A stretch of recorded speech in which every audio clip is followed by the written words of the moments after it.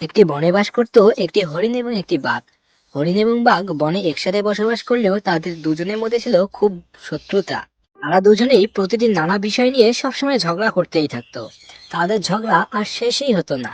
তাদের ঝগড়া যদি একবার শুরু হয় তাহলে পুরো বনেই কেঁপে উঠতো।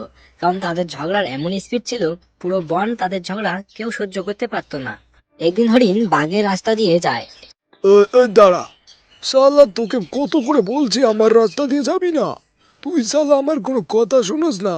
আমার রাস্তা দিয়ে প্রত্যেক দিন যা, সেটা ভাল লাগে না ভাই। তোকে তো কত করে বলি। দেখ ভাই, আমি কোনো রাস্তা পাস্তা চিনি না। পুরো বনটা আমার, মনে করে আমি যেদিক সেদিক দিয়ে যাই। তুই তো শালা ভারী সুবিধাবাদী লাগবে। এত কষ্ট করে রাস্তা বানাইছি আমি, আর তুই তো এই রাস্তা দিয়ে যাওয়ার জন্য প্রত্যেক দিন এদিক দিয়ে যাস।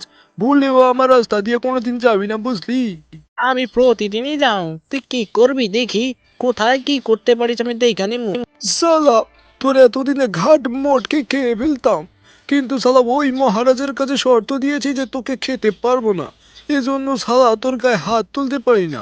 শালা যদি শর্তটা না দিতাম। সালা, আমি এতটাও বোকা নই যে তুই আমারে খেতে পারবি, এজন্য আগে ভাগেই কাজ কমপ্লিট করে রেখেছি। তুই তো শালা ভারী চালাক আছিস বে। এজন্যই তো শালা তোকে আমি খেতে পারি না। নইলে আমার ক্ষুধা নিবারণ করতাম তোকে খেয়ে। তোর ওই চালাকি আমার সামনে আর খাটতো না, বুঝলি?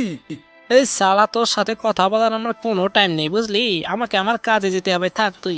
তবে শালা তোর সাথে কে কথা বলতে চায়? আমি বললেও না, বললেও ভাবিস না আমি তোর সাথে কথা বলতে চাই। ভাগ, তোকে আমি সহ্যই করতে পারি না। ভাগ শালা কোথাকার। সালা নোংরা গুদুরি লোক, তুই থাক এখানে, আমি চলে গেলাম আমার কাজে। সালা। ওরে বেশি বটর বটর না করে যেখানে যাবি তাড়াতাড়ি চলে যা। এই প্রতিদিন শালা ওই বাঘের সাথে লড়াই করতে আমার ভাল লাগে না। প্রত্যেক দিন বাঘের সাথে লড়াই করতে হবে। দূর শালা, আজকে অন্য বনেই চলে যাব। তাও শালা ওই বাঘের সাথে লড়াই করার টাইম নেই। একজন মানুষের সাথে প্রত্যেক দিন ঝগড়া করা যায়? আপনারাই কম দেখি। এই বলে হরিণ পাশের একটি বনে চলে গেল এবং পাশের সেই বনে গিয়ে দেখতে পেল সেখানে একটা বড় হাতি। সেই হাতির সাথে বন্ধুত্ব করার জন্য হরিণ হাতির সাথে কথা বলতে থাকলো এবং হাতিটা হরিণকে বলল, উরে, নতুন প্রাণীর আগমন দেখতেছি। তো নতুন প্রাণী তুমি কে শুনি? তোমাকে আগে এ বনে দেখিনি। আপনি আমার এ বনে দেখবেন কেমনে? আমি এ বনে তো আজকেই নতুন আইলাম, তা দেখবেন কেমনে কম দেখি। ও বাপু, তার মানে তুমি আজকে প্রথম আমাকে বনে এলা? তা তুমি কি মনে করে আলা বনে? কি আর মনে করমু গো, থাকমু এ বনে, থাকমু কটা দিন। ওই বনে আর ভাল লাগে না।